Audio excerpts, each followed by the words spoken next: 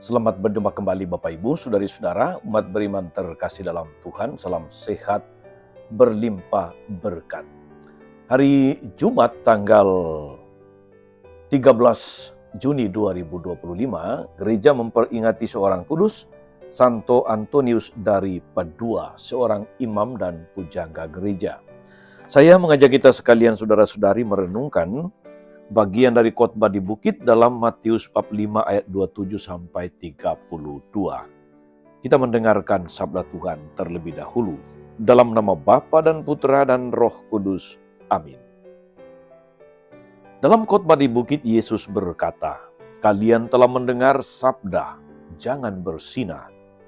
Tapi aku berkata kepadamu, barang siapa memandang seorang wanita dengan menginginkannya, dia sudah berbuat zina dalam hatinya. Maka jika matamu yang kanan menyesatkan dikau, cungkillah dan buanglah. Karena lebih baik bagimu satu anggota badanmu binasa, daripada badanmu seutuhnya dicampakkan ke dalam neraka. Dan jika tangan kananmu menyesatkan dikau, penggallah dan buanglah. Karena lebih baik bagimu satu anggota badanmu binasa, daripada dengan badanmu seutuhnya masuk neraka.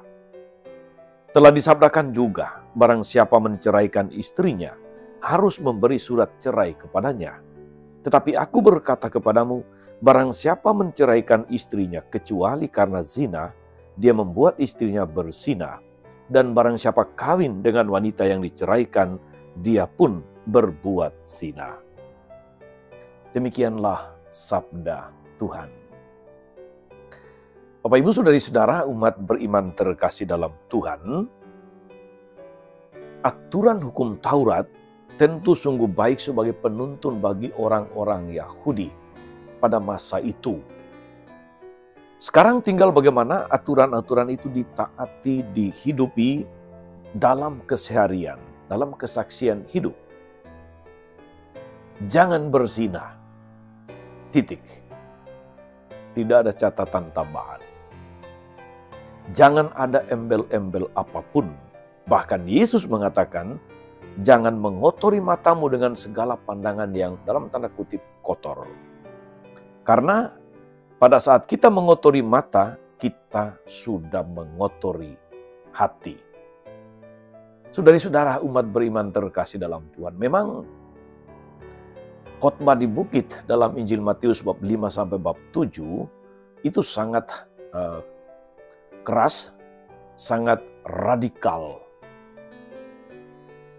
Tetapi apa yang ingin disampaikan sebetulnya oleh Yesus di sana, saudara-saudari, itu yang penting untuk kita. Yaitu bahwa membersihkan hidup dan menyucikan hati itu adalah tugas yang harus dilakukan sampai kita menutup mata. Menyucikan hidup, membersihkan hati.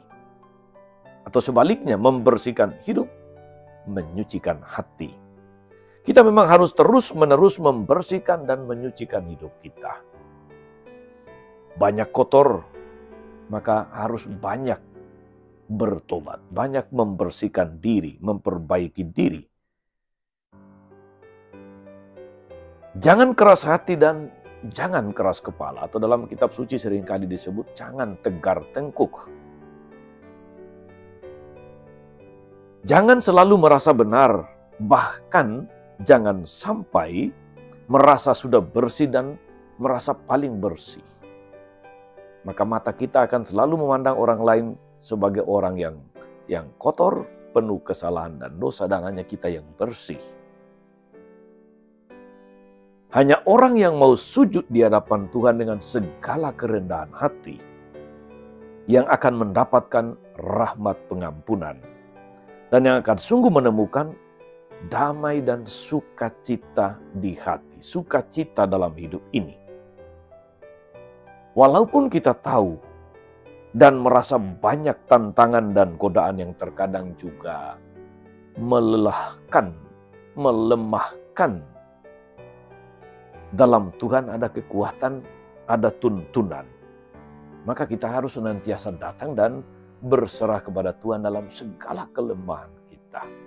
Jangan tegar hati, jangan keras hati, jangan keras kepala. Saudari dan saudara umat beriman terkasih dalam Tuhan kita Yesus Kristus.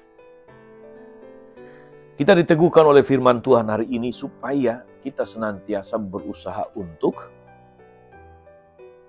membersihkan hati, menyucikan diri. Sebuah cerita singkat saudari-saudara, dalam sebuah kursus persiapan pernikahan KPP di sebuah paroki, itu terjadi diskusi yang alot, perdebatan pro kontra tentang perjanjian pisah harta antara calon suami dan istri. Baik kelompok yang kontra maupun yang pro itu memberikan argumennya masing-masing. Perdebatan baru berakhir dengan penegasan dari pembicara. Dia menegaskan bahwa prinsip dasar dari sebuah perkawinan Katolik itu adalah kesepakatan. Maka ada kesepakatan perkawinan. Kesepakatan untuk bersatu dan bersama-sama membangun keluarga yang bahagia dan sejahtera. Lahir dan batin. Bersama-sama menghadapi segala kemungkinan yang akan terjadi dan menciptakan keluarga yang bahagia sejahtera. Jika sebelum pernikahan sudah ada kesepakatan untuk perjanjian pisah harta, maka lebih baik jangan menikah. Lalu masalah selesai. Saudara-saudara, ini adalah sebuah contoh juga bahwa perlu kita membersihkan hati, menyucikan diri sebelum kita membuat kesepakatan-kesepakatan, apalagi itu kesepakatan menyangkut seumur hidup, misalnya dalam perkawinan. Membuat perjanjian pisah harta sebelum menikah, seakan-akan Anda secara tidak langsung sedang merencanakan perpisahan. Bersihkan hati, sucikan diri. Tuhan Yesus memberkati. Amin.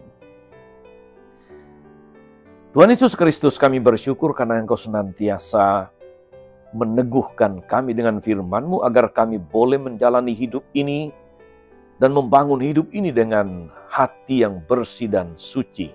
Sehingga dari segala perilaku hidup kami senantiasa membawa sukacita dan memuliakan nama-Mu.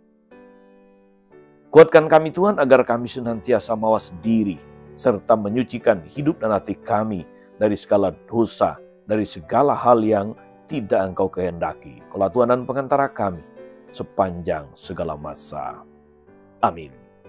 Saudari-saudara sekalian, berkat Allah turun atas saudari-saudara, atas mereka yang kita doakan atau kita janjikan doa, mereka yang sakit dan menderita.